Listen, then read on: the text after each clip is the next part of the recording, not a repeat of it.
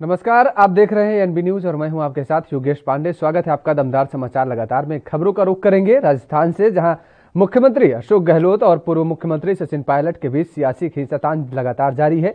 वहीं इस बीच दिल्ली पुलिस ने सरकार के मुख्य सचेतक महेश जोशी को समन भेज दिल्ली बुलाया है, जिस पर महेश जोशी ने केंद्रीय मंत्री गजेंद्र सिंह शेखावत और पीएम मोदी पर हमला बोलते हुए कहा कि राजस्थान में चुनी हुई सरकार को गिराने की साजिश में केंद्रीय मंत्री गजेंद्र शेखावत मुख्य किरदार के रूप में सामने आए हैं और इसके लिए पीएम को उनसे इस्तीफा मांगना चाहिए, ये बर्खास्त कर देना चाहिए। महेश जोशी ने और क्या कुछ कहा, आपको सुनवाते हैं। किए जा रहे इस ढोंग का पर्दाफाश भी करें, सियासती चालों का जवाब दिया जाएगा, षड्यंत्रों का भंडाफोड़ किया जाएगा। हो ये रहा है कि राजस्थान में लोकतांत्रिक तरीके से चुनी हुई बहुमत के आधार पर स्थिर सरकार को गिराने के जो षड्यंत्र किए गए, उसमें श्री गजेंद्र सिंह शेखावत जो केंद्रीय मंत्री हैं,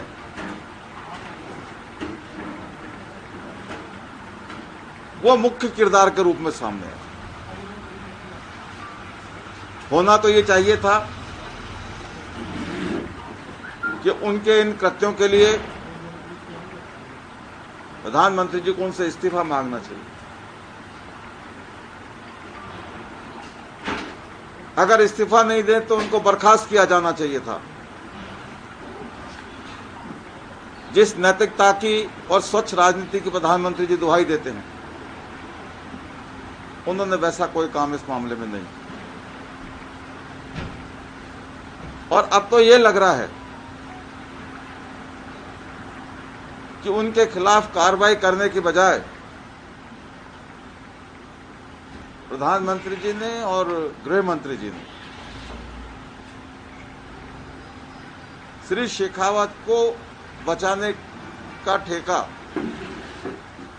दिल्ली पुलिस को दे दिया, जो उनके खुद के अधीन आती है। और इसीलिए प्रावधान नहीं होने के बावजूद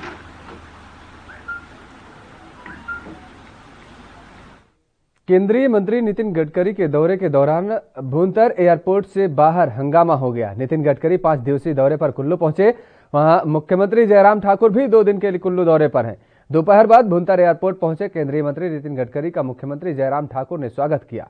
एयरपोर्ट से जब केंद्रीय मंत्री का काफिला निकला और इसी दौरान पुलिस अफसरों में झड़प हो गई।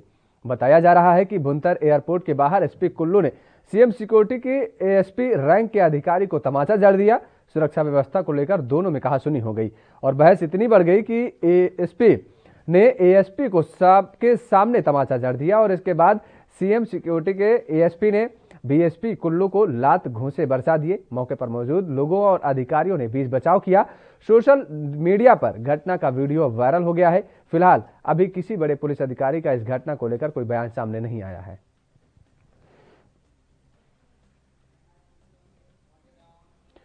हिमाचल प्रदेश के कुल्लू के एसपी और सीएम के सुरक्षा दल के बीच झड़प पर मुख्यमंत्री जयराम ठाकुर ने कहा कि हमने मामले पर जांच करने और 3 दिन में रिपोर्ट देने के आदेश दिए हैं। उसके बाद हम आगे की कार्रवाई करेंगे। और क्या कुछ कहा उन्होंने, आपको सुनाते हैं। यहाँ हिमाचल देवभूमि में पहुंचने पर स्वागत करता हूँ। नेशनल हाईवे के जो प्रोजेक्ट्स हैं उसके सिलसिले में कल हमारी एक रिव्यू मीटिंग है और रिव्यू मीटिंग के साथ साथ में अटल टनल रोहतांग को भी देखने के लिए उन्हें जाना है। और उसके साथ साथ में रिव्यू मीटिंग के बाद तुरंत जो है वो कार्यक्रम हमारा कुछ प्रोजेक्ट्स हैं जिनका उद्घाटन और शिलान्यास होना है। लगभग वो 9 प्रोजेक्ट्स हैं और मुझे इस बात की प्रसन्नता है कि हिमाचल प्रदेश में जो नेशनल हाईवे के जो प्रोजेक्ट, जो 4 लेन के जो प्रोजेक्ट चले थे, उसमें गति भी आई है तेजी से भी। और रिव्यू में जो भी चीजें हिमाचल से संबंधित होंगी, क्योंकि मनाली उनका आना हमारे लिए इसलिए भी महत्वपूर्ण है क्योंकि मनाली एक इंटरनेशनल टूरिस्ट डेस्टिनेशन है। आने जाने वाले जो टूरिस्ट हैं उनके लिए यहाँ पर सड़क की सुविधा ठीक प्रकार से हो, अच्छी हो, उस बात को सुनिश्चित करने के लिए इनका ये विजिट हमारे लिए महत्वपूर्ण। दोनों पुलिस अधिकारी आपस में हाथापाई तक आए, उस वक्त मौका ये वेरी अनफॉर्चुनेट, हमने इंक्वायरी का ऑर्डर दिए हैं। वैश्विक महामारी कोरोना वायरस का दौर जहां जारी है, वहीं दूसरी तरफ संकट के माहौल में राजनीतिक जगत में भी सरगर्मियां तेज हो गई हैं और आते जा रहे हैं। इस बीच ही मध्य प्रदेश के पूर्व मुख्यमंत्री जीतू पटवारी ने प्रेस वार्ता के दौरान कोई मुद्दों को लेकर सरकार को आड़े हाथों लिया। इस संबंध में प्रेस कॉन्फ्रेंस के दौरान शिवराज सरकार पर तंज कसते हुए कहा कि पिछले 18 साल से सरकार है, जिस तरह बिजली को लेकर परिस्थितियां हैं, सरकार कह रही है कि अंतर्राष्ट्रीय दाम पर सरकार का नियंत्रण नहीं है। पेट्रोल डीजल को लेकर जो परिस्थितियां हैं, वही परिस्थितियां बिजली को लेकर बनेंगी। इसके साथ ही कहा कि मध्य प्रदेश 7,835 के लगभग बिजली उत्पादन होता है, 2,000 मेगावाट का उत्पादन हो रहा है। जनता का, प्रदेश का, कि इस परिस्थिति, ये शिवराज सिंह जो समृद्ध मध्य प्रदेश बनाने की बात करते थे, बिजली में आत्मनिर्भर मध्य प्रदेश बनाने की बात करते थे, वो अब महंगाई की मार में महंगी बिजली और उस पर भी एक और कुठाराघात कि केंद्र सरकार एक अविधेयक ला रही है बिजली कंपनियों को लेकर कि उस पर भी सरकार का नियंत्रण नहीं रहेगा। यही जो आज बिजली जिस प्रति यूनिट आपको जितनी महंगी मिल रही है, इससे सीधे दुगना मिलेगी, तिगुना मिलेगी उस विधेयक के पास होने। फिर सरकार कहेगी कि पेट्रोल डीजल में सरकार के हाथ में नहीं है, अंतर्राष्ट्रीय कीमतें तय करती है, ऐसे बिजली पर भी हो जाएगा। तो ये चिंता का विषय है कि नहीं? और ये कांग्रेस पार्टी ने उठाया। दिग्विजय सिंह जी के राज्य में जो बिजली की कमी को लेकर आपका प्रश्न है, ये 20 साल पहले की कथा 2 दशक चले गए। कितने चले गए? और जो आखिरी कार्यकाल था दिग्विजय सिंह का, उसमें 4 पावर प्लांट बन रहे थे, जिसके उद्घाटन उसके इस सरकार शिवराज सिंह जी की या बीजेपी की सरकार में हुई। तो जो परिस्थितियां थी, वो उस परिस्थितियों की सजा तो मिल गई है कांग्रेस को। इसका मतलब अब शिवराज सिंह जी भी ऐसा ही करेंगे? खत्म बात, आगे बढ़ो। वही तो मेरा सवाल है। ऊर्जा मंत्री तो खंबे में चढ़ के ये बताते हैं कि मैं लाइनमैन हूं। लाइनमैन होना बुरी बात नहीं है, पर मंत्री उत्पादन कैसे बढ़े, जो इकाइयां बंद पड़ी उनको मैं कैसे चालू कराऊं, विद्युत दरें कैसे घटाऊं, उपभोक्ताओं को सही, सरल और सस्ती बिजली कैसे दूं, उस पर प्रोसेस कैसे करवाऊं, वो नहीं करते। वो कभी खड्डे में चले जाते हैं, कभी खंबे पे चले जाते हैं, कभी पानी में गटर में कूद जाते हैं। और तो ये चोरी की सरकार में अगर चोरी हुई है तो क्या वो झान मंजीरे बजा रहे हैं? क्या कर रहे हैं? कुछ करे, कोई निकाले, जनता के सामने लेके आए, किसी को गिरफ्तार करे, किसी पे मुकदमे लगाए। केवल बयान, केवल भाषण। चोरी की सरकार के मंत्री के बयानों पर कितना भरोसा करेंगे हम? दिग्विजय सिंह ने तालिबान को लेकर एक ट्वीट किया है, उसके बाद दिग्विजय सिंह की कोई डिटेल जांच होना चाहिए, उनकी कहा। मैं दिग्विजय सिंह जी की ने अपनी बात उसमें कही है। अखबारों में खबरें आई है कि हमारी सरकार के गुप्त प्रतिनिधिमंडल तालिबान के नेताओं से मिला। तो कॉल डिटेल दिग्विजय सिंह जी की आवश्यकता नहीं है। इस सरकार की, नरेंद्र मोदी सरकार, भारतीय जनता पार्टी के सरकार का तालिबान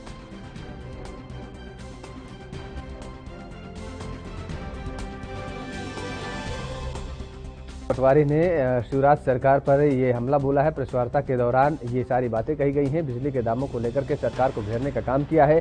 कोरोना की व्यवस्था को लेकर के भी तमाम सारे सवाल उठाए हैं।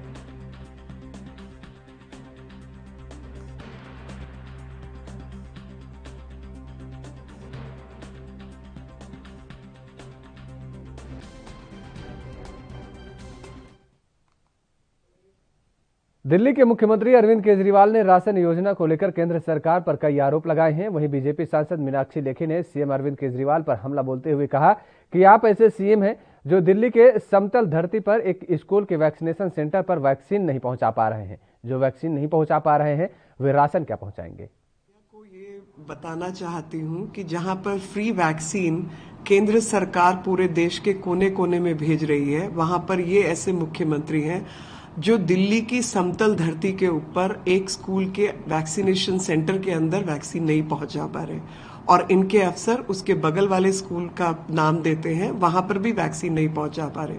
जो कि वैक्सीन नहीं पहुंचा पा रहे, महामारी के चलते वो राशन पहुंचाएंगे? आपको ऐसा लगता है?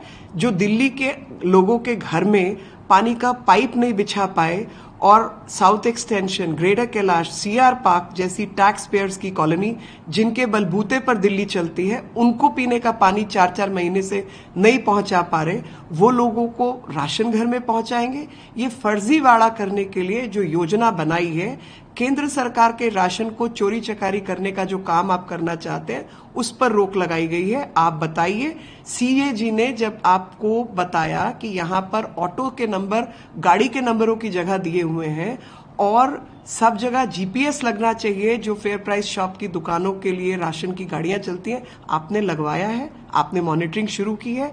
जब अंगूठा लगकर टेस्ट होना चाहिए और आधार कार्ड के जरिए राशन बंटना चाहिए तो आपने ये काम किया है? जवाब है नहीं। 2200 दुकानें दिल्ली की आपसे संभलती नहीं है, आप चांद पर लोगों को पहुंचाने के लिए देश में कोरोना की दूसरी लहर के बीच कोविड-19 के नए स्वरूप ने देश में दस्तक दी है, जिसने सभी सरकारों समेत आम लोगों को डरा कर रख दिया है।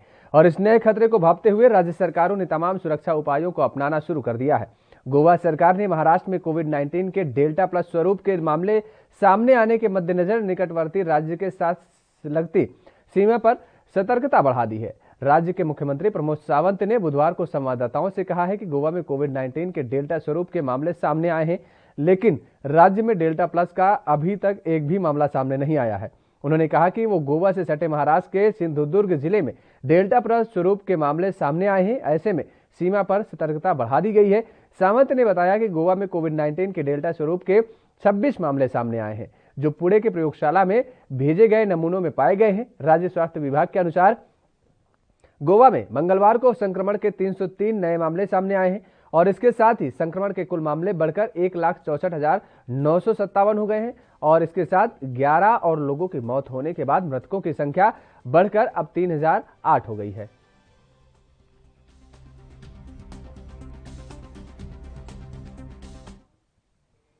कोरोना की संभावित तीसरी लहर को लेकर दिल्ली एम्स के डायरेक्टर डॉक्टर रणदीप गुलेरिया ने बड़ी बात कही है। डॉक्टर गुलेरिया ने इस बात से इनकार किया है कि तीसरी लहर में बच्चों को प्रभावित होने की ज्यादा संभावना है। उन्होंने कहा कि बच्चों पर ज्यादा अटैक वाली थ्योरी पर विश्वास करने का कोई कारण नहीं है। इसके अलावा उन्होंने कहा कि एम्स दिल्ली पर और एम्स पटना में 2 से 12 साल तक के बच्चों पर कोवैक्सीन का ट्रायल चल रहा है। ऐसे में उम्मीद है कि भारत बायोटेक की कोवैक्सीन को सितंबर तक बच्चों के लिए मंजूरी दी जा सकती है। बच्चों की बात करें तो मैं 2 चीजें कहना चाहूंगा। पहले तो चीज यही कहूंगा कि बच्चों में बहुत माइल्ड डिजीज होता है, कोविड इतना सिवियर नहीं होता है, और अगर वैक्सीनेट प्रायोरिटाइज करनी है तो सबसे पहले हमें बुजुर्ग लोगों को और जिनको कोमॉर्बिडिटीज हैं उनको वैक्सीनेट करना चाहिए। दूसरी चीज ये है कि वैक्सीन के अब ट्रायल भारत में भी हो रही है। फाइजर वैक्सीन जो बाहर बनी है और उसको FDA अप्रूवल मिल चुका है बच्चों के लिए, और वो हमारे रेगुलेटरी अथॉरिटीज ने वैक्सीन को भारत में आना की परमिशन दी हुई है और बच्चों में वो लग सकती है।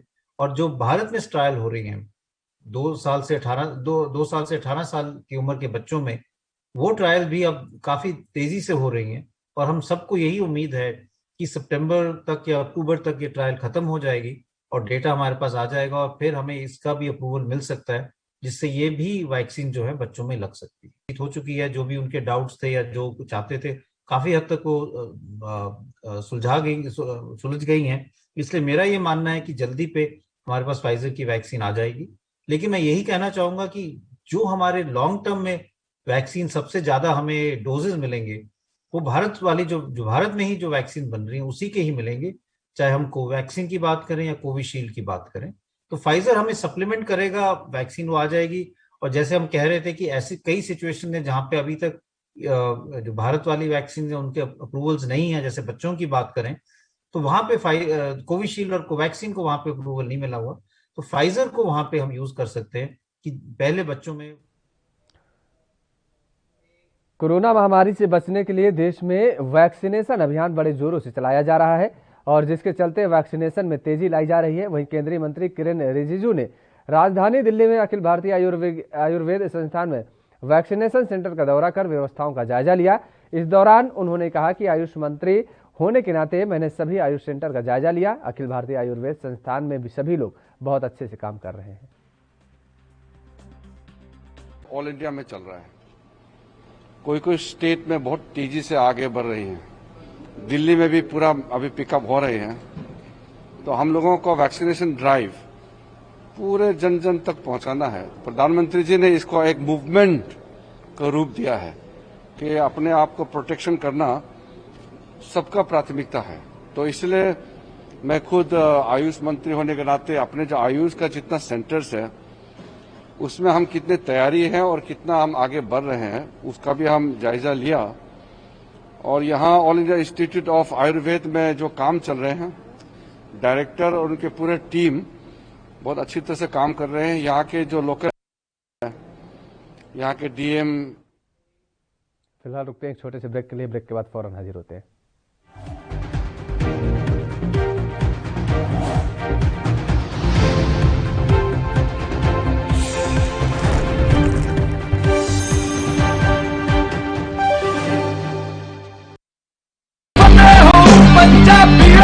ਫਤਿਹ ਕਿਟ ਦਿੱਤੇ ਨੇ ਕਿ ਤੁਹਾਨੂੰ ਕਿਤੇ ਜਾਣ ਦੀ ਲੋੜ ਨਹੀਂ। ਅਗਰ ਤੁਸੀਂ ਪੋਜ਼ਿਟਿਵ ਹੋ, ਸਟੇਜ 1 ਦੇ ਵਿੱਚ ਹੋ, ਲੈਵਲ 1 ਦੇ ਵਿੱਚ ਹੋ, ਆਪਣੇ ਘਰ 'ਚ ਜਾਓ, ਫਤਿਹ ਕਿਟ ਤੁਹਾਨੂੰ ਮਿਲ ਜੂਗਾ। ਬਿਮਾਰੀ ਦਾ ਕੀ ਦਵਾਈ ਲੈਣੀ ਹੈ, कैसे ਲੈਣੀ ਹੈ, ਸਾਰਾ ਕਾਗਜ਼ ਵਿੱਚ ਹੈ। ਕੋਈ ਬੰਦਾ ਆਊਗਾ ਜਿਹੜਾ ਤੁਹਾਨੂੰ ਦੇਊਗਾ ਔਰ ਉਹ ਸਮਝਾਊਗਾ ਵੀ ਤੁਹਾਨੂੰ, ਉਹ ਤੁਸੀਂ ਲਓ।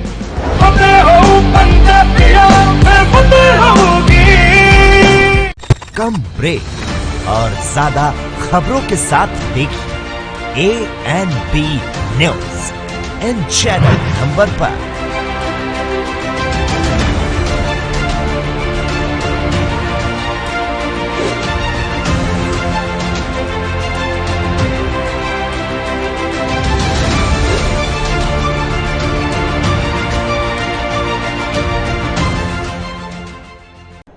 यात्रीगण कृपया ध्यान दें, ANB express news on wheels, Tata Sky Airtel.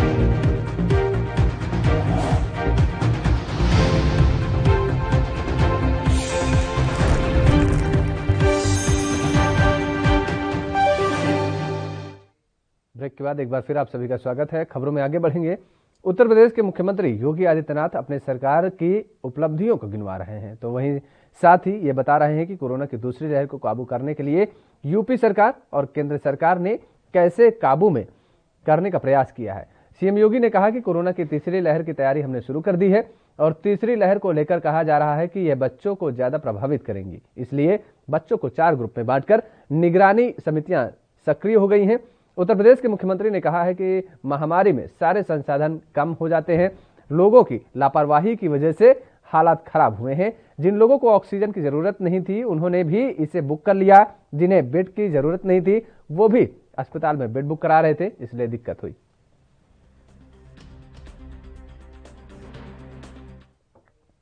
PNB घोटाले और मनी लॉन्ड्रिंग के आरोपी नीरव मोदी को बड़ा झटका लगा है। ब्रिटिश हाईकोर्ट ने भगोड़े हीरा कारोबारी नीरव मोदी को भारत प्रत्यार्पण के खिलाफ दायर याचिका खारिज कर दी है। ब्रिटेन की गृह मंत्री प्रीति पटेल ने 15 अप्रैल 2021 को 13,000 करोड़ रुपए की बैंक धोखाधड़ी में हीरा कारोबारी को भारत प्रत्यार्पित करने का आदेश दिया था। माना जा रहा है कि अब नीरव मोदी को भारत वापसी का रास्ता साफ हो सकता है। बता दें कि 25 फरवरी को ब्रिटेन की एक अदालत ने नीरव मोदी के प्रत्यार्पण के पक्ष में फैसला सुनाया था और इसके बाद नीरव मोदी ने वेस्टमिंस्टर मजिस्ट्रेट अदालत के उस आदेश के खिलाफ हाईकोर्ट में याचिका दायर किया था। भारतीय जनसंघ के संस्थापक सदस्य श्यामा प्रसाद मुखर्जी की आज पुण्यतिथि है। बुधवार को इस मौके पर प्रधानमंत्री नरेंद्र मोदी और बीजेपी ने राष्ट्रीय अध्यक्ष जेपी नड्डा समेत कई केंद्रीय मंत्री, भारतीय जनता पार्टी के नेताओं ने उन्हें नमन किया। प्रधानमंत्री नरेंद्र मोदी ने अपने ट्वीट में लिखा कि डॉक्टर श्यामा प्रसाद मुखर्जी को उनकी पुण्यतिथि पर नमन। उनके विचार और लोगों की सेवा के लिए इच्छा शक्ति हमें हमेशा प्रेरणा देते रहेंगे। राष्ट्र की एकता के लिए उनके द्वारा किए गए योगदान को नहीं भुलाया जाएगा। पीएम मोदी के अलावा बीजेपी की ओर से भी श्यामा प्रसाद मुखर्जी को नमन किया गया। बीजेपी ने अपने ट्विटर हैंडल से ट्वीट कर लिखा है कि राष्ट्रीय एकता व अखंडता के पर्याय महान शिक्षाविद, प्रखर राष्ट्रवादी विचारक और भारतीय जनसंघ के संस्थापक डॉक्टर श्यामा प्रसाद मुखर्जी के बलिदान दिवस पर भावभीनी श्रद्धांजलि।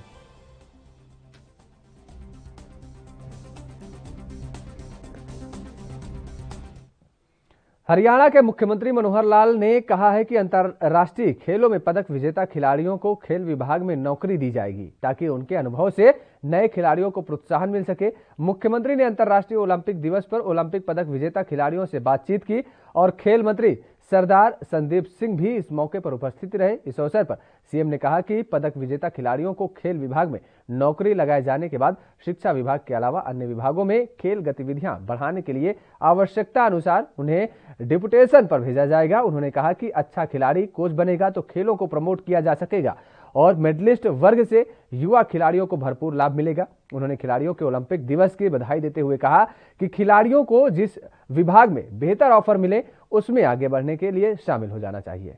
कोरोना नाम की महामारी फैली और जिस स्थिति पर लाके खड़ा कर दिया, तो पहले तो लोगों को लगता था कि भी रोटी पानी यही शरीर के लिए जरूरी होता है, शरीर चल पड़ता है। ऑक्सीजन का और हवा का क्योंकि इतना आम चीज थी, लोग सांस लेते थे हवा में और अपना चलते रहते थे, पता ही होता था भी ऑक्सीजन नाम की ऐसी भी कोई चीज है जिससे शरीर को इतना कष्ट होता होगा न मिलने पर। वो पहली बार ऑक्सीजन का महत्व पता लगा कि ऑक्सीजन नाम की भी कोई चीज है जिससे शरीर बचता है वरना शरीर। लेकिन जब ध्यान ये आया कि ऑक्सीजन नेचुरल वे में कैसे बढ़े, उसी में से विषय निकला कि आज देश और दुनिया सब लोग प्लांटेशन की ओर बढ़ गए हैं। प्लांटेशन करके और कैसे वायुमंडल में ऑक्सीजन का एक भंडार उसको बढ़ाएं, क्योंकि पेड़ काटने की तरफ ही ध्यान था लोगों का अभी तक। अब पेड़ लगाने की तरफ हुआ है ध्यान। हमारा वन विभाग है, उसने भी 3 करोड़ पौधे लगाने की बात इस बार की है और उसमें हम जगह जगह वनों को, बड़े सघन वन इसको लगाने की भी योजना बनाई हमने। गांव-गांव में, शहर में, पंचायती जमीन पर हो, शहर में कोई वन विभाग की या किसी डिपार्टमेंट की जमीन खाली है उसके ऊपर इस बार जैसे खेलो इंडिया कार्यक्रम अपने को मिला है, इसमें से भी उत्साह आएगा और नई जनरेशन में खेल के प्रति आकर्षण ये बढ़ेगा। हम सरकार की ओर से भी तरह तरह के जो प्लान हैं खेलों के बना रहे हैं। अपने जितने स्टेडियम्स हैं, पहले तो उन सब जितने भी ब्लॉक लेवल के स्टेडियम, डिस्ट्रिक्ट लेवल के स्टेडियम, उनको रेनोवेट करना और उनमें जिन चीजों की कमी उसको और आगे बढ़ाना, ताकि केंद्र बन तो जाते, इंफ्रास्ट्रक्चर तो बन जाता है, लेकिन उस इंफ्रास्ट्रक्चर का उपयोग और उसमें उसी प्रकार के कोच भी चाहिए, उसी प्रकार का सामान भी चाहिए खेलने वालों। सोनिया गांधी के संसदीय क्षेत्र रायबरेली में 5 दिन पहले हरचंदपुर के गुनावर कामगर में चकबंदी के विरोध में ग्रामीण और पुलिस आमने सामने हो गए थे, जिसमें कई पुलिसकर्मी और ग्रामीण घायल भी हुए थे। लेकिन अब इस मामले में राजनीतिक रूप ले लिया है। जहां एक दिन पहले प्रदेश कांग्रेस अध्यक्ष अजय कुमार लल्लू कांग्रेसी एमएलसी दीपक सिंह के साथ घटनास्थल पर पहुंचे थे और अब सपा के राष्ट्रीय अध्यक्ष के निर्देश पर एमएलसी सुनील सिंह साजन, विधायक मनोज पांडे, पूर्व विधायक पंजाबी सिंह समेत अन्य सपा नेता भी गांव पहुंच गए हैं और यहां पहुंचने पर उन्होंने ग्रामीणों से बातचीत की और मामले की जानकारी ली। इस मौके पर ऊंचाहार विधायक और सपा विधायक मनोज पांडे ने कहा कि इस गांव में किसानों का उत्पीड़न हुआ है, जिसे जनता की सुरक्षा करनी थी, उसी से जनता नाराज है। राष्ट्रीय अध्यक्ष पूर्व मुख्यमंत्री आदरणीय अखिलेश यादव जी ने आज एक डेलीगेशन जो गुनावर में घटना घटी है ग्रामीणों के साथ, किसानों के साथ और गरीब दलितों, अल्पसंख्यकों के साथ, उस घटना को संज्ञान में लेते हुए पार्टी का एक डेलीगेशन बनाया है, जिसमें सुनील साजन जी, हमारे जिलाध्यक्ष वीरेंद्र यादव जी, पूर्व विधायक रामलाल अकेला जी, पूर्व विधायक सुरेंद्र विक्रम सिंह जी और चंद्रराज पटेल जी और तमाम साथीगण आज यहाँ पर इन ग्रामीणों के साथ हुई जो आप बीती है उसको सुनने आए थे। और जो यहाँ के लोगों ने बताया है इस डेलीगेशन को, ये बड़ा हृदय विदारक है, दुखद है और एक स्वतंत्र भारत के इस लोकतंत्र में शायद ऐसी अपेक्षा और ऐसी कल्पना नहीं की जा सकती।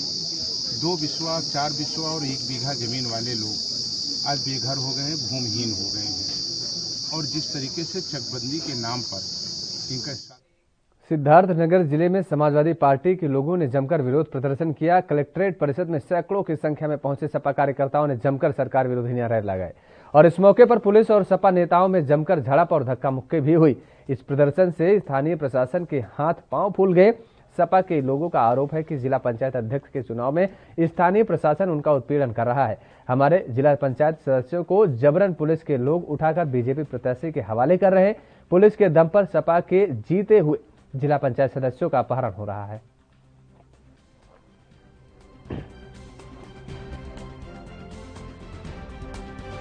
जिला पंचायत अध्यक्ष पद के चुनाव को लेकर है, जिसमें समाजवादी पार्टी के उम्मीदवार अनिल कौनजिया द्वारा को ढिलई चौकी इंचार्ज भानु सिंह द्वारा जबरन उठा के लेके गायब कर दिया गया।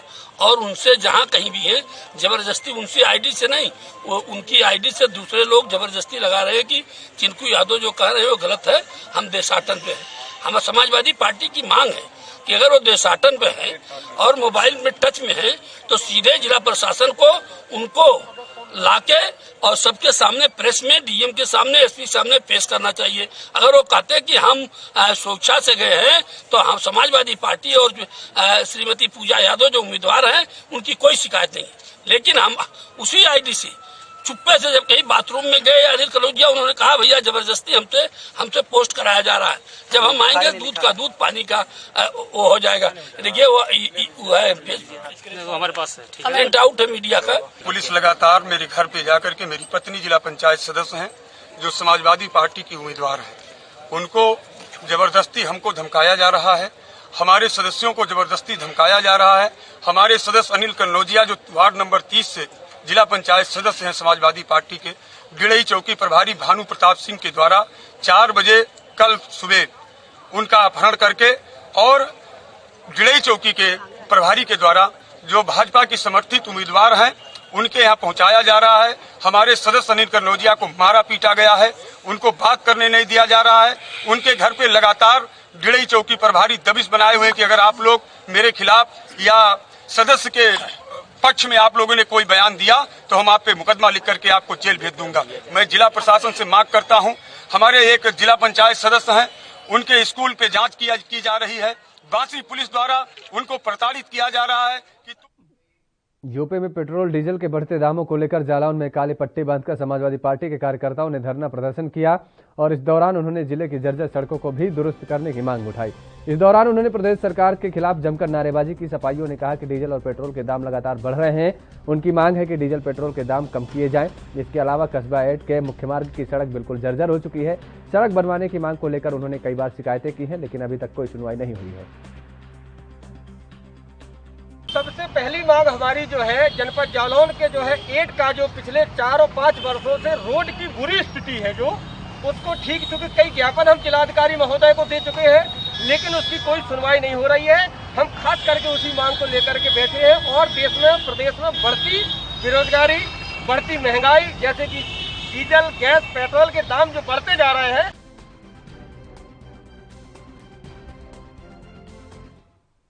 दमदार समाचार लगातार में, खबरों का सिलसिला लगातार जारी रहेगा। फिलहाल वक्त तो चला है एक और छोटे से ब्रेक का।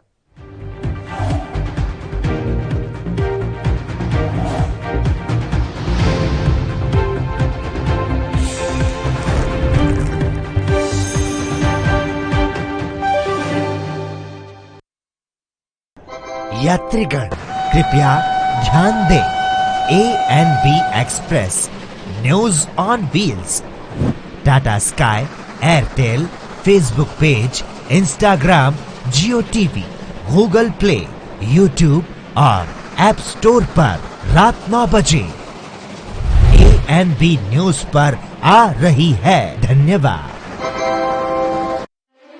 पंजाब दे इतिहास विच एक सुनहरा पन्ना, समुचे भारत विच पंजाब बनिया सिक्ख्या दे खेतर विच नंबर 1। भारत सरकार ने ऐलान किया कि अनुसूचित जातियां, लड़कियां ਅਤੇ ਵਿਕਲਾਂਗ ਬੱਚਿਆਂ ਨੂੰ ਸਿੱਖਿਆ ਪ੍ਰਦਾਨ ਕਰਨ ਲਈ ਪੰਜਾਬ ਹੀ ਹੈ ਸਰਵ ਉੱਤਮ ਸੂਬਾ। ਨਾਲ ਹੀ ਇਹ ਵੀ ਘੋਸ਼ਣਾ ਕੀਤੀ ਕਿ ਸਿੱਖਿਆ ਦੇ ਬੁਨਿਆਦੀ ਢਾਂਚੇ ਦਾ ਭਾਰਤ ਭਰ ਵਿੱਚ ਹੈ ਪਹਿਲਾ ਸਥਾਨ। ਲੈਬੋਰੇਟਰੀਆਂ, ਕੰਪਿਊਟਰ ਲੈਬ, ਸਾਫ਼ ਪੀਣ ਦਾ ਪਾਣੀ, ਟਾਇਲਟ, ਕਲਾਸਰੂਮਾਂ ਦੀ ਗਿਣਤੀ, ਸਕੂਲ ਦਾ ਗਵਾਂਢ ਵਿੱਚ ਹੋਣਾ, ਇਹਨਾਂ ਸਭ ਮਾਪਦੰਡਾਂ ਵਿੱਚ ਪੰਜਾਬ ਨੇ ਸਮੁੱਚੇ ਸੂਬਿਆਂ ਨੂੰ ਪਿੱਛੇ ਛੱਡਿਆ। ਜੋ ਪੰਜਾਬ ਦਾ ਨਾਮ ਵਧ ਰਿਹਾ ਉਹ ਤੁਸੀਂ ਬਣਾਇਆ, ਤੁਸੀਂ ਸਾਰੇ ਟੀਚਰਾਂ ਨੇ। ਮੈਂ ਤੁਹਾਡੇ ਸਾਰਿਆਂ ਨੂੰ ਦਿਲੋਂ ਬਹੁਤ ਧੰਨਵਾਦੀ ਹਾਂ ਤੁਹਾਡਾ। ਪ੍ਰਿੰਸੀਪਲ, ਹੈਡਮਾਸਟਰ ਤੇ ਟੀਚਰਾਂ ਦੀ ਉਪਲਬਧਤਾ, ਵਿਦਿਆਰਥੀਆਂ ਅਤੇ ਟੀਚਰਾਂ ਦੀ ਹਾਜ਼ਰੀ, ਸਕੂਲ ਵਿੱਚ ਦੁਪਹਿਰ ਦਾ ਭੋਜਨ, ਪਾਰਦਰਸ਼ਤਾ ਨਾਲ ਟੀਚਰਾਂ ਦੀ ਭਰਤੀ ਨਾਲ ਪੰਜਾਬ ਦਾ ਸੂਬਾ ਬਣਿਆ ਦੇਸ਼ ਦਾ ਮੋਹਰੀ। ਬੱਚਿਆਂ ਦਾ ਸਕੂਲ ਵਿੱਚ ਦਾਖਲਾ, ਪੜ੍ਹਾਈ ਛੱਡ ਚੁੱਕੇ ਬੱਚਿਆਂ ਨੂੰ ਦੁਬਾਰਾ ਸਕੂਲ ਵਿੱਚ ਪੜ੍ਹਾਉਣਾ, ਬੱਚਿਆਂ ਨੂੰ ਪੜ੍ਹਾਈ ਛੱਡਣ ਤੋਂ ਰੋਕਣਾ, ਇਹਨਾਂ ਮਾਪਦੰਡਾਂ ਵਿੱਚ ਵੀ ਪੰਜਾਬ ਨੇ ਹਾਸਲ ਕੀਤਾ ਪਹਿਲਾ ਸਥਾਨ। ਅਸੀਂ ਹੁਣ ਪਹੁੰਚ ਗਏ ਹਾਂ ਪਹਿਲੇ ਨੰਬਰ ਤੇ। ਹੁਣ ਆਪਾਂ ਪਹਿਲੇ ਨੰਬਰ ਤੋਂ ਉਤਰਨਾ ਨਹੀਂ, ਉੱਥੇ ਹੀ ਰਹਿਣਾ ਹੈ ਔਰ ਉੱਥੇ ਹੀ ਤਗੜੇ ਰਹਿਣਾ ਹੈ। ਪੰਜਾਬ ਸਰਕਾਰ ਰੱਖੇ ਤੁਹਾਡੇ ਬੱਚਿਆਂ ਦਾ ਖਿਆਲ।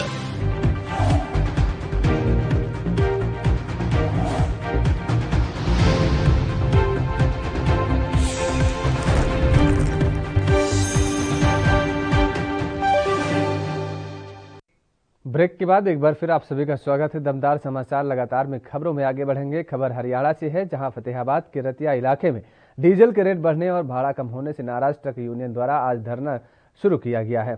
धरने पर बैठे ट्रक और कंटेनर चालकों ने कहा है कि दिनों दिन डीजल के दाम बढ़ रहे हैं और व्यापारी भी महंगाई की मार को चलते दब गया है, जिस कारण उन्हें पूरा भाड़ा नहीं मिल रहा है। बीमा और टैक्स भी बढ़ रहे हैं और अब जगह जगह टोल टैक्स भी लगते हैं, जिस कारण उनका भाड़ा डीजल के बढ़े रेटों और टैक्स में चला जाता है।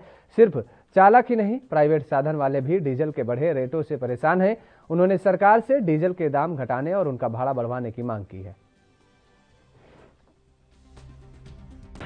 जी अच्छी डीजल दिन रात बढ़ी जा रहा है। ਜਿਹੜਾ ਨਕਮੀ ਗਵਰਨਮੈਂਟ ਨੇ ਡੀਜ਼ਲ ਸਿਰੇ ਲਾਤਾ 90 ਰੁਪਏ ਲੀਟਰ ਹੋ ਗਿਆ ਜੀ। ਠੀਕ ਹੈ ਜੀ। ਭਾੜੇ ਉਦੋਂ ਘਟ ਰਹੇ ਆ। ਠੀਕ ਹੈ ਜੀ। ਤੇ ਜਿਹੜੇ ਵਪਾਰੀ ਆ ਉਹ ਰੋ ਰਿਹਾ, ਉਹ ਕਿਰਾਇਆ ਨਹੀਂ ਦੇ ਰਿਹਾ ਸਾਨੂੰ ਪੂਰਾ। ਠੀਕ ਹੈ ਜੀ। ਸਰਕਾਰ ਡੀਜ਼ਲ ਚੱਕੀ ਜਾਂਦੀ ਹੈ। ਅੱਛਾ ਜੀ। ਟੈਕਸ ਵਧਾ ਕੇ, ਬੀਮੇ ਵਧਾ ਕੇ, ਨਾ ਬੀਮਾ ਭਰੀ ਦਾ ਕਿਸੇ ਕੋਲ ਨਾ ਟੈਕਸ। ਸਰਕਾਰ ਤੋਂ ਤੁਸੀਂ ਕੀ ਮੰਗ ਕਰ ਰਹੇ ਹੋ ਜੀ ਇਸ ਟਾਈਮ? ਸਰਕਾਰ ਤੋਂ ਇਹੀ ਮੰਗ ਕਰ ਰਹੇ ਹਾਂ ਜੀ, ਡੀਜ਼ਲ ਦਾ ਰੇਟ ਕਮ ਹੋਣਾ ਚਾਹੀਦਾ ਪਹਿਲਾਂ ਤਾਂ। ਠੀਕ ਹੈ ਜੀ। ਦੂਜਾ ਨੰਬਰ ਭਾੜਾ ਜਿਹੜਾ ਜੋ ਵੀ ਰੈਸ਼ ਬਰਾਨ ਦਾ ਭਾੜਾ ਜੀ। ਠੀਕ ਹੈ ਜੀ। ਇਹ ਮੌਤ ਦਾ ਕਾਰਨ ਬਣਾਉਣ ਦੇ ਡਰਾਈਵਰ ਨੂੰ ਆ ਕੇ ਫ੍ਰੀ ਮੰਗੂ। ਠੀਕ ਹੈ ਜੀ। गुजरात से 1250 किलोमीटर पैंदा ही उससे जब जेबीटी टीचर भर्ती घोटाले मामले में हरियाणा के पूर्व मुख्यमंत्री ओम प्रकाश चौटाला को रिहा कर दिया गया है। ओपी चौटाला की सजा पूरी होने के चलते उनको रिहा किया गया है। जानकारी के मुताबिक अब बस थोड़ी सी कागजी कार्रवाई बाकी है। फिलहाल कोरोना महामारी के चलते 83 साल के चौटाला पैरोल पर हैं। अब जैसे ही वह तिहाड़ जेल प्रशासन को सरेंडर करेंगे, तभी आगे की कागजी कार्रवाई करके उनको रिहा कर दिया जाएगा। बता दें कि इससे पहले इंडियन नेशनल लोकदल के प्रमुख ओपी चौटाला ने हाईकोर्ट में याचिका भी दायर की थी। याचिका में ओपी चौटाला ने कहा था कि उनकी सजा पूरी होने के बावजूद उन्हें रिहा नहीं किया जा रहा है, लेकिन अब जेल प्रशासन ने मान लिया है कि चौटाला की सजा पूरी हो चुकी है।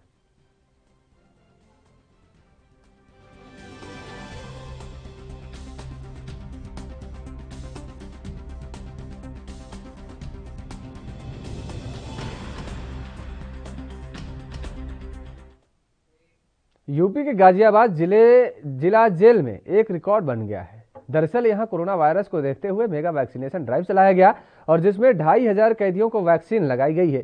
जेल के अंदर इस समय करीब 5000 कैदी बंद हैं, जिन्हें वैक्सीन लगाने का लक्ष्य रखा गया और बुधवार को एक दिन में मेगा ड्राइव चलाई गई, जिसमें 2500 कैदियों को कोविशील्ड वैक्सीन लगाई गई है। इस मौके पर जेल के एसपी आलोक कुमार उपस्थित रहे और उन्होंने अपनी देखरेख में कैदियों का वैक्सीनेशन कराया। वैक्सीनेशन से पहले कैदियों की मेडिकल जांच भी कराई गई।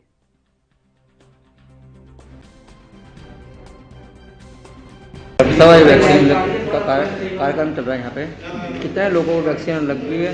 जैसे कि सपना है सरकार का कि सबसे ज़्यादा वैक्सीन लगानी है तभी बचाव कोरोना से, तो क्या कहना है सर आपका? जैसा कि सर ने बताया कि 45 प्लस वालों को हम लोग 100% वैक्सीनेटेड कर चुके हैं। 18 to 44 वालों का आज 2400 के करीब वैक्सीनेशन किया जाना है। इस गोल के हिसाब से हम लोग अचीव कर लेंगे 100%। हम लोगों ने डेडलाइन रखी है कि 30 अप्रैल तक जो भी बंदी आमद हुए हैं उनको 100% वैक्सीनेशन आज कर देना है। क्योंकि नई आमद बंदियों को हिस्ट्री में मेडिकल इतिहास पता नहीं है कौन सी बीमारी से पीड़ित है या फिर उनको कोरोना हुआ तो नहीं हुआ, इस कारण से हमको नहीं लगाएगा। लेकिन आप देख सकते हैं पीछे आंकड़ों की संख्या के हिसाब से हम लोग 100% लोग वैक्सीनेशन कर देते हैं। सर आज से पहले लक्ष्य देखा गया है ऐसा? नहीं, मेरे हिसाब से मेरी जानकारी में ऐसा कहीं नहीं कि भारतवर्ष में कहीं भी किसी कारागार में एक दिन में इतनी वैक्सीनेशन ड्राइव हुई है, ऐसा मेरे नॉलेज में अभी तक नहीं है। जहाँ तक तिहाड़ की बात है, तिहाड़ के मैं पेपर न्यूज़ के थ्रू पता चला है मुझे एक दिन में वहाँ पे 1100 से अधिक बंदियों को वैक्सीनेशन नहीं किया गया है। सर कितने % बंदियों को अब तक वैक्सीनेशन का कार्य हो चुका है और आज को मिला के टोटल कितने बंदियों को जो वैक्सीनेशन लग जाएगी? देखिए लगभग 2000 को पहले लग सकती है और लगभग 2400 ये लगभग 4400 बंदियों का वैक्सीनेशन लग जाएगी आज।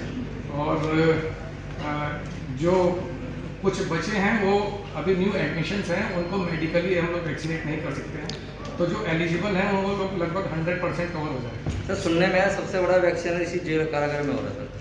हाँ, हम लोगों की जानकारी के हिसाब से आज तक इतना बड़ा ड्राइव एक दिन में सिंगल डे में किसी एक जेल। खबर उत्तर प्रदेश से है। उत्तर प्रदेश के मैनपुरी में 10 फीट लंबा अजगर मिलने से गांव में हड़कंप मच गया। यह अजगर मुर्गी फार्म के अंदर घुसकर मुर्गियों को निकल रहा था, तभी ग्रामीणों की उस पर अचानक नजर पड़ गई। दहशत में आए ग्रामीणों ने कड़ी मशक्कत के बाद अजगर को पकड़कर एक पिंजरे में बंद कर लिया और इसके बाद वन विभाग को सूचना दी। मौके पर पहुंची वन विभाग की टीम ने अजगर को जंगल में छोड़ दिया है। क्या कहेंगे सर? नहीं ठीक है, इसको पकड़ लिया गया है, ये गांव में निकला था, इसको हम जंगल में छोड़ देंगे सुरक्षित है, बोरे में बंद किया गया है इसको, ग्राम झिझाई में, हाँ ग्राम झिझाई में पकड़ा गया है, इसको हम इसके प्रॉपर हैबिटेट पे छोड़ने जा रहे हैं। यूपी के सोनभद्र जिले के एनसीएल परियोजना में बुधवार को दोपहर हादसे में 2 बच्चों के समेत 3 लोगों की मौत हो गई है।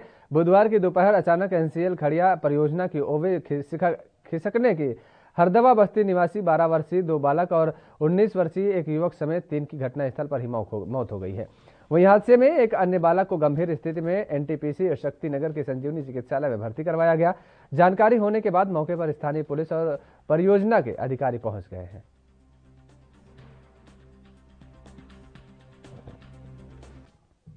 अयोध्या जिले के रौनाही थाना इलाके में NH-27 पर सड़क दुर्घटना में 3 लोगों की मौत हो गई है। इस हादसे में ट्रक ड्राइवर, क्लीनर और पंक्चर बनाने वाले एक कारीगर को दूसरे वाहन ने कुचल दिया।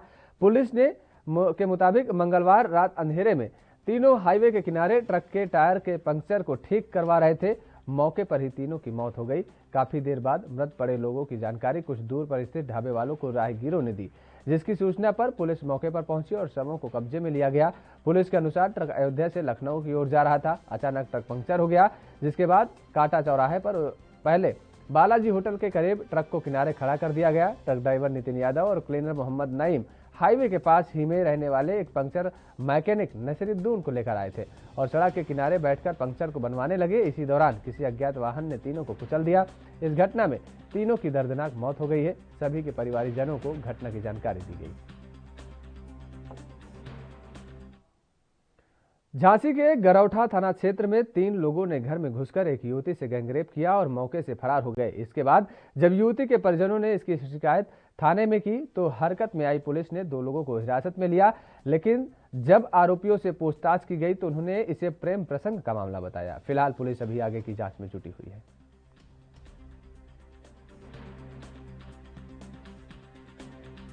झांसी जिले के गरौठा में 3 युवकों द्वारा एक मकान में एक युवती के साथ गैंगरेप किया गया, जिसके बाद पुलिस को सूचना दी गई और पुलिस ने तुरंत हरकत में आकर 2 युवकों को गिरफ्तार कर लिया। गिरफ्तार के बाद पूछताछ में पता चला कि ये मामला प्रेम प्रसंग का है। गरौठा में कल एक युवती के परिजनों द्वारा 3 लोगों पर आरोप लगाया गया है कि उनके साथ में रेप किया गया है। प्रकरण में तत्काल FIR पंजीकृत की गई। 2 आरोपियों को उसमें पकड़ लिया गया है। आरोपियों के द्वारा बताया गया प्रेम प्रसंग का ये प्रकरण है। पुलिस सभी पहलुओं पर जांच कर रही है। जो विधिक खबर मध्य प्रदेश से है, जहां उज्जैन के माधवनगर थाना पुलिस ने खुद को आयकर आयुक्त बताने वाले एक शातिर बदमाश को गिरफ्तार किया है। दरअसल आरोपी की ओर से सरकारी विभाग में नौकरी दिलाने के नाम पर ठगी की जा रही थी।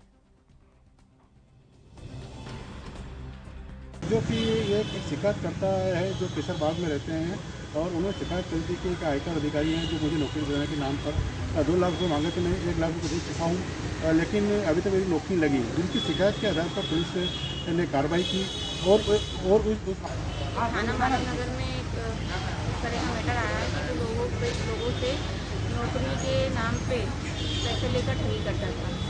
तो एक फरियादी द्वारा बताया गया इसमें कि इससे 2 लाख रुपये की डिमांड की गई थी। 1 लाख रुपये उसने दे चुका था और 1 लाख रुपये ये लेने आया था और आयुक्त महोदय जो है उनकी गाड़ी।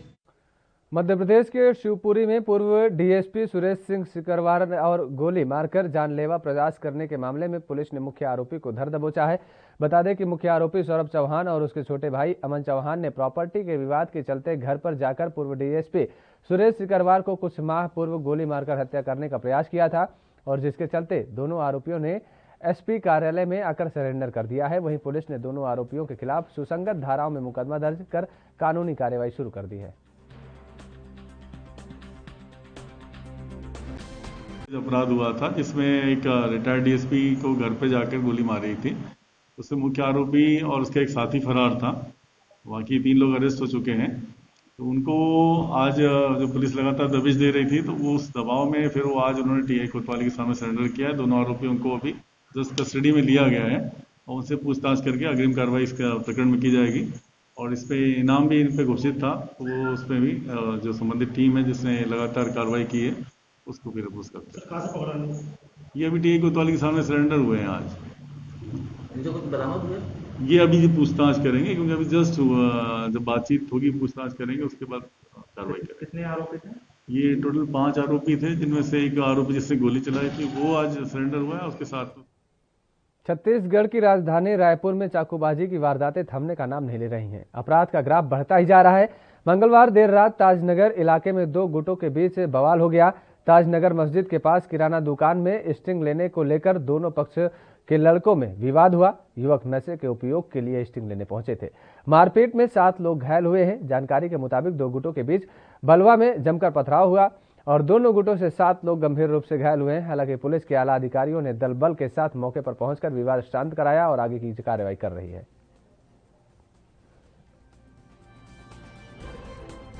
जिन लोगों से झगड़ा हो वो दौड़ाए तो फिर उनके कुछ साथी और आ गए। दोनों पक्षों पर काफी पथराव हुआ है, जिससे पत्थर वगैरह से चोट लगी है। फिलहाल दोनों पक्ष हॉस्पिटल में अभी इलाज के लिए भर्ती कराया गया है उन लोगों को, और जो उनके साथ थे उनकी पहचान करके उनकी गिरफ्तारी की प्रक्रिया की जा रही है।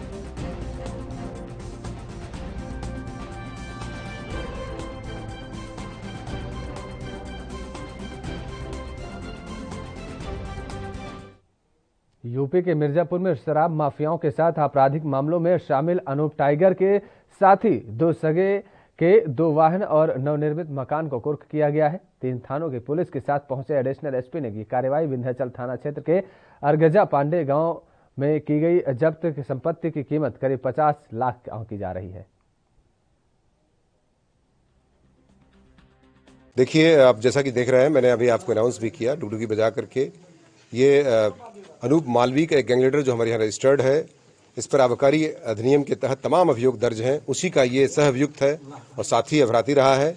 ये भी गैंगस्टर एक्ट में मुलजिम है, जो कमलेश मौर्य जिसका नाम है, और इसी अरगजा पांडे थाना विंध्याचल जनपद मिर्जापुर का निवासी है। विधिसम्मत ढंग से इसकी प्रॉपर्टी को हम लोगों ने पता किया कि इसकी प्रॉपर्टी कहाँ पर है। इसकी प्रॉपर्टी 2 पता चली। एक तो ये कि ये नवनिर्मित मकान था इस अरगजा पांडे में, ये आराजी नंबर पर। साथ ही साथ 2 गाड़ियाँ थी, इंजॉय और XUV 300 महिंद्रा की। वो गाड़ियां भी लगभग 50 लाख दोनों मिलाकर के जिसकी प्रॉपर्टी का मूल्य था, उसको आज 14(1) गैंगस्टर एक्ट के तहत सीज किया गया है, कुर्क किया गया है। इसका आदेश जिलाधिकारी मिर्जापुर द्वारा परसों दिया गया था, जिसके क्रम में आज ये कार्रवाई SDM सदर, CO सदर, सिटी मजिस्ट्रेट और हमारे 3 कोतवाल विंध्याचल, देहात और पडरी के और तमाम हमारे स्टाफ के सामने ये किया जा रहा है। निश्चित तौर से ये मैसेज है कि आपराधिक कृत्य द्वारा कमाए गए अर्जित धन और हमारे अगर ये जांच से पाया जाता है तो हम उस पर विधिक कार्रवाई करते हुए ये कुर्क करने की कार्रवाई संपन्न करते हैं। यही मैसेज है।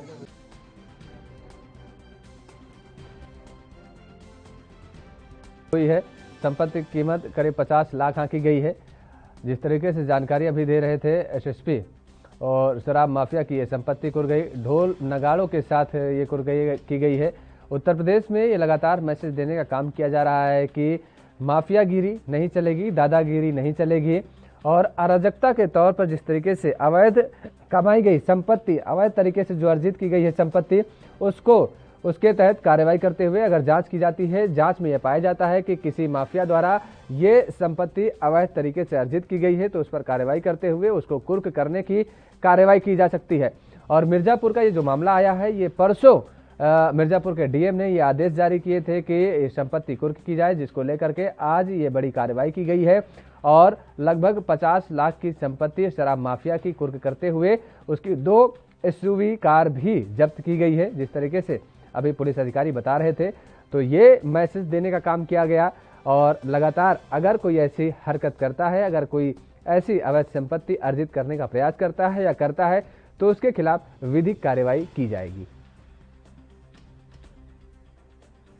तो संपत्ति की कीमत लगभग 50 लाख रुपए बताई जा रही है, जो कि कुर्क की गई है, और ये शराब माफिया की संपत्ति है जिसको कुर्की की गई है। जिलाधिकारी ने ये आदेश दिए थे और उसके बाद ये सख्त एक्शन लिया गया पुलिस प्रशासनिक अधिकारियों द्वारा, और ये संपत्ति कुर्क की गई, घर में पहुंचा गया, तो वहां तमाम सारे पुलिस अधिकारी मौजूद रहे। दमदार समाचार लगातार में खबरों का सिलसिला लगातार जारी रहेगा। फिलहाल वक्त हो चला एक और छोटे से ब्रेक का।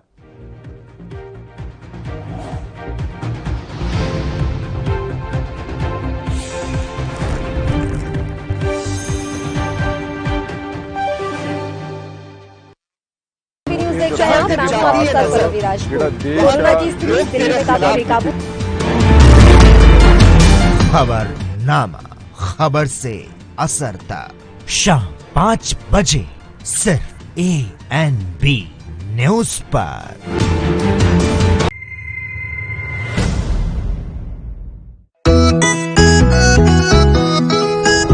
सबको टीका लगवाना है, कोरोना को हराना है। टीके की सुरक्षा अपना कर सुरक्षा चक्र बनाना है। 18 साल की उम्र हो, युवा हो या बुजुर्ग हो, एक पल भी सोचे बिना ये मौका नहीं गवाना है। सबको टीका लगवाना है, कोरोना को हराना है। टीका लगने के बाद भी सुरक्षा को अपना कर भी मास्क फिर भी लगाना है, 2 गज की दूरी निभाना है। सबको टीका लगवाना है, कोरोना को हराना है।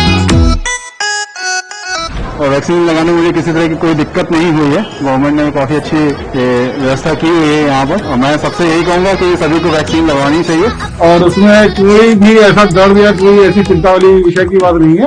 मैंने टीका लगवाया है जीत का, आप भी लगवाइए। टीका ही दिलाएगा जीत, टीका जीत। आज मैंने कोरोना से जीतने के लिए टीका लगवाया, आप लोग भी लगवाएं, सुरक्षित रहें। मैंने लगाया है टीका जीत का, आप भी लगवाइए। चलो टीका लगवाएं, कोरोना को हराएं। निःशुल्क टीकाकरण अभियान में 18 वर्ष से अधिक उम्र वालों के लिए टीका लगवाकर सुरक्षा कवच बनाएं। cowin.gov.in पर रजिस्ट्रेशन करवाएं। सूचना एवं जनसंपर्क विभाग उत्तर प्रदेश द्वारा जनहित में जारी। राष्ट्र धर्म, रात 8 बजे सिर्फ ANB न्यूज पर। ਅੱਜ ਪੰਜਾਬ ਸਕੂਲੀ ਸਿੱਖਿਆ ਵਿੱਚ ਪੂਰੇ ਦੇਸ਼ ਵਿੱਚ ਪਹਿਲੇ ਨੰਬਰ ਤੇ ਆਇਆ ਹੈ। ਅੱਜ ਸਾਡੇ ਪੰਜਾਬ ਦੇ ਸਰਕਾਰੀ ਸਕੂਲਾਂ ਦੇ ਨਤੀਜੇ ਬਾਕੀਆਂ ਨਾਲੋਂ ਸ਼ਾਨਦਾਰ ਆ ਰਹੇ ਨੇ। ਜੋ ਪੰਜਾਬ ਦਾ ਨਾਮ ਵਧ ਰਿਹਾ ਉਹ ਤੁਸੀਂ ਬਣਾਇਆ, ਤੁਸੀਂ ਸਾਰੇ ਟੀਚਰਾਂ ਨੇ। ਮੈਂ ਤੁਹਾਡੇ ਸਾਰਿਆਂ ਨੂੰ ਦਿਲੋਂ ਬਹੁਤ ਧੰਨਵਾਦੀ ਹਾਂ ਤੁਹਾਡਾ। ਤੇ ਇਹ ਸਭ ਮੁਮਕਿਨ ਹੋਇਆ ਬੱਚਿਆਂ ਤੇ ਅਧਿਆਪਕਾਂ ਦੀ ਮਿਹਨਤ ਤੇ ਕੈਪਟਨ ਅਮਰਿੰਦਰ ਸਿੰਘ ਦੀ ਅਗਵਾਈ ਵਾਲੀ ਪੰਜਾਬ ਸਰਕਾਰ ਦੀਆਂ ਕੋਸ਼ਿਸ਼ਾਂ ਸਦਕਾ। ਸਿੱਖਿਆ ਦਾ ਪੱਧਰ ਉੱਚਾ ਚੁੱਕਦੇ ਹੋਏ ਸਰਕਾਰੀ ਸਕੂਲਾਂ ਨੂੰ ਸਮਾਰਟ ਬਣਾਇਆ, ਜਿਹਦੇ ਵਿੱਚ ਪ੍ਰੋਜੈਕਟਰ ਕਲਾਸਰੂਮ, ਡਿਜੀਟਲ ਲਾਇਬ੍ਰੇਰੀਆਂ ਬਣਾਈਆਂ ਗਈਆਂ। ਕੋਰੋਨਾ ਕਾਲ ਵਿੱਚ ਵਿਦਿਆਰਥੀਆਂ ਦੀਆਂ ਆਨਲਾਈਨ ਕਲਾਸਾਂ ਸੰਬੰਧੀ ਹਰ ਜ਼ਰੂਰੀ ਪਹਿਲੂ ਨੂੰ ਯਕੀਨੀ ਬਣਾਇਆ। ਕੈਪਟਨ ਦੀ ਅਗਵਾਈ ਵਾਲੀ ਪੰਜਾਬ ਸਰਕਾਰ ਦੀਆਂ ਇਹਨਾਂ ਕੋਸ਼ਿਸ਼ਾਂ ਸਦਕਾ ਅੱਜ ਪੰਜਾਬ ਦੇ ਸਰਕਾਰੀ ਸਕੂਲਾਂ ਤੇ ਇੱਥੋਂ ਦੀ ਮਿਆਰੀ ਸਿੱਖਿਆ ਦੀਆਂ ਮਿਸਾਲਾਂ ਹਰ ਕੋਈ ਦੇ ਰਿਹਾ ਹੈ। ਅਸੀਂ ਹੁਣ ਪਹੁੰਚ ਗਏ ਹਾਂ ਪਹਿਲੇ ਨੰਬਰ ਤੇ। ਹੁਣ ਆਪਾਂ ਪਹਿਲੇ ਨੰਬਰ ਤੋਂ ਉਤਰਨਾ ਨਹੀਂ, ਉੱਥੇ ਹੀ ਰਹਿਣਾ ਹੈ ਔਰ ਉੱਥੇ ਹੀ ਤਗੜੇ ਰਹਿਣਾ ਹੈ। ਸਿੱਖਿਆ ਦਾ ਮਿਆਰ ਵਧਾਇਆ, ਸਰਕਾਰੀ ਸਕੂਲਾਂ ਨੂੰ ਨੰਬਰ 1 ਬਣਾਇਆ।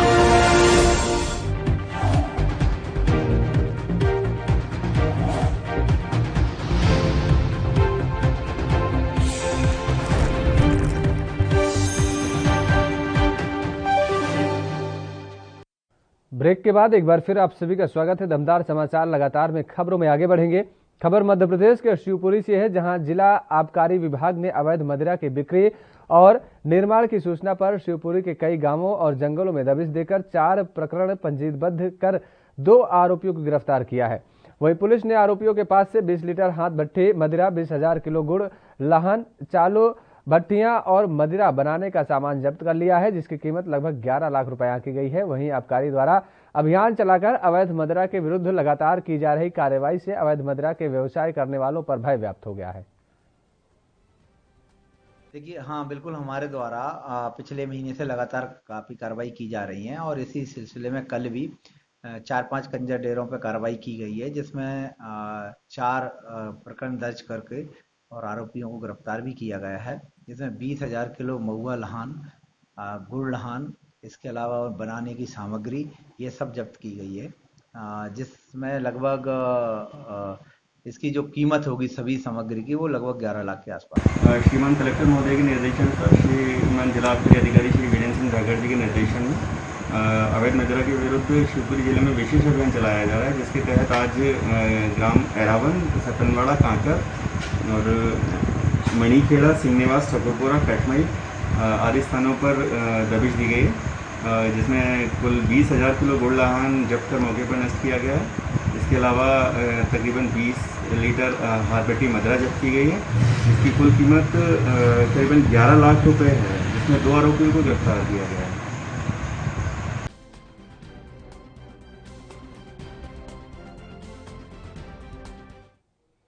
अंबाला नगर निगम कमिश्नर एक्शन मोड पर नजर आ रहे हैं। देर रात लगातार अंबाला शहर के हालातों का जायजा लिया जा रहा है और सफाई व्यवस्था का भी जायजा लिया जा रहा है।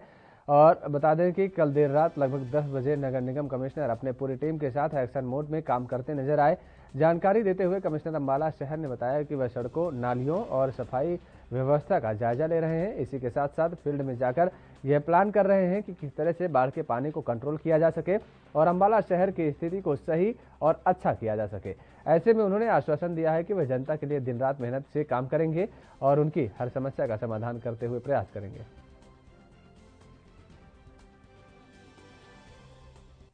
आज हमने जो स्ट्रीट लाइट्स है उनका इंस्पेक्शन किया, साथ ही साथ सफाई व्यवस्था का, फ्लड का और कहाँ पे कोई प्रॉब्लम है, साथ ही साथ फायर स्टेशन का भी हमने मौका निरीक्षण किया।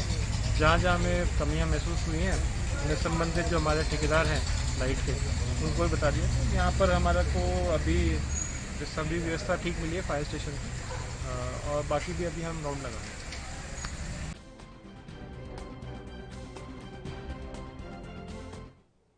बॉलीवुड एक्टर अर्जुन रामपाल इन दिनों अपने पूरे परिवार के साथ हंगरी की राजधानी बुडापेस्ट गए हैं, जहां से अब एक्टर अर्जुन रामपाल ने अपनी फोटो को सोशल मीडिया पर डाला है और जहां एक्टर की तस्वीरें अब इंस्टाग्राम पर तेजी से वायरल हो रही हैं। एक्टर यहां अपनी गर्लफ्रेंड गैब्रिएला के साथ पहुंचे हैं, जहां उनकी तस्वीरें अब खूब वायरल हो रही हैं। वहीं अर्जुन के बेटे आरिक भी यहीं पहुंचे हुए हैं और जहां वो अपने परिवार के साथ यहां खूब मजे कर रहे हैं। आपको बता दें कि अर्जुन रामपाल यहां अपने फिल्म धाकड़ के शूटिंग के लिए पहुंचे हैं, जहां वो 25 जून से यहां अपने फिल्म की शूटिंग करेंगे।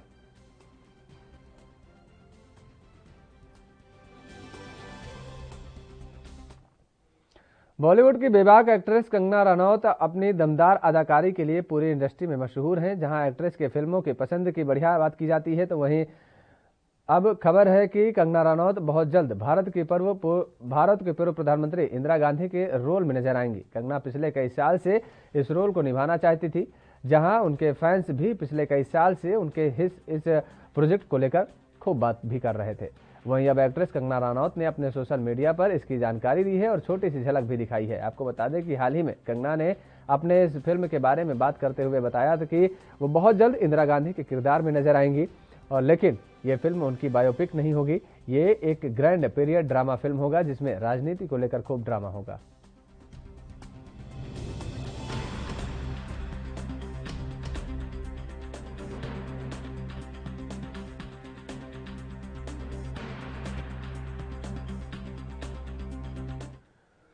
बॉलीवुड स्टार कार्तिक आर्यन इन दिनों खासा खबरों में है। कार्तिक आर्यन अपने सोशल मीडिया अकाउंट पर खूब एक्टिव रहते हैं, जिसकी वजह से उनका और उनके चाहने वालों के बीच संपर्क लगातार बना रहता है। हाल ही में फिल्म स्टार कार्तिक आर्यन ने अपने फैंस को एक गुड न्यूज सुनाई थी, जिसकी वजह से एक्टर के चाहने वाले 7वें आसमान पर हैं। दरअसल सोनू के ट्वीट के स्वीटी फेम स्टार के हाथ एक बड़ी फिल्म लगी है, जिसके बाद कार्तिक आर्यन की अपकमिंग फिल्मों की लिस्ट में एक और इजाफा हुआ। फिल्म इंडस्ट्री के जाने माने निर्माता साजिद नडियाडवाला कार्तिक आर्यन की अगली फिल्म को लेकर एक बड़ा ऐलान किया है। साजिद नडियाडवाला के प्रोडक्शन तले बन रही फिल्म सत्यनारायण की कथा में actor Kartik Aaryan lead role निभाने वाले हैं।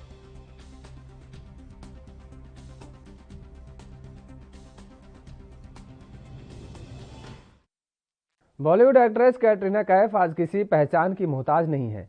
बूम फिल्म से करियर की शुरुआत करने वाली कैटरीना ने अपने अब तक के करियर में कई शानदार फिल्मों में काम किया है। मेकर्स भी अपने फिल्मों में कैटरीना कैफ को लेकर पसंद करते हैं और यही कारण है कि हर बड़े स्टार के साथ एक्ट्रेस कैटरीना कैफ काम कर चुकी हैं और अब कैटरीना कैफ साउथ के सुपरस्टार विजय सेतुपति के साथ काम करती नजर आने वाली हैं। इतना ही नहीं, श्रीराम राघवन के साथ भी एक्ट्रेस कैटरीना कैफ पहली बार ही काम करेंगी। इस फिल्म को लेकर यह भी अपडेट सामने आई है कि कैटरीना ने फिल्म पर काम शुरू कर दिया है।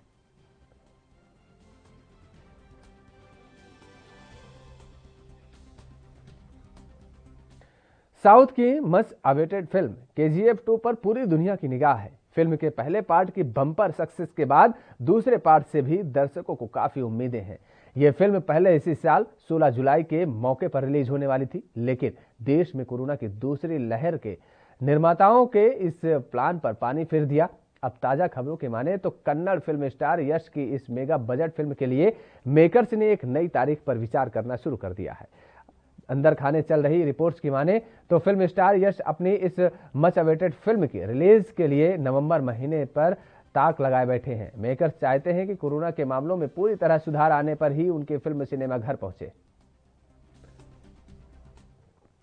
सलमान खान अपने 32 साल के करियर में पहली बार ऐसी फिल्म करने जा रहे हैं जो उन्होंने पहले कभी नहीं की। दरअसल सलमान खान अपने करियर में पहली बार बायोपिक करने जा रहे हैं। बॉलीवुड के भाईजान के फिल्मों को लेकर काफी बज़ रहता है और लेकिन उनकी पिछली कुछ फिल्में वैसे सफल नहीं हो पाई जिसकी उनसे उम्मीद थी। सलमान अपनी अगली फिल्म में ब्लैक टाइगर के नाम से मशहूर भारतीय जासूस रविंद्र कौशिक का रोल करने की तैयारी में है। कोरोना वायरस का असर अब धीरे धीरे कम हो रहा है। हालात अब ठीक होते नजर आ रहे हैं और मेकर्स अपनी फिल्में रिलीज करने के लिए तैयार हो चुके हैं। मीडिया रिपोर्ट्स की माने तो अक्षय कुमार की सूर्यवंशी और कंगना रनौत के धाकड़ 2 अक्टूबर सिनेमाघरों में दस्तक दे सकती है। फिल्मों के थिएटर रिलीज डेट का ऐलान शुरू हो गया है। Akshay Kumar starrer bill bottom के बाद रोहित शेट्टी डायरेक्टर उनकी अगली फिल्म सूर्यवंशी की रिलीज डेट पर कयास लगाने शुरू कर दिए हैं। माना जा रहा है कि अक्षय और फिल्म की बाकी टीम इसे 2 अक्टूबर को गांधी जयंती के मौके पर रिलीज करने की प्लानिंग कर रहे हैं। दमदार समाचार लगातार में मेरे साथ फिलहाल इतना ही। बाकी खबरों के लिए आप देखते रहिए ANB न्यूज।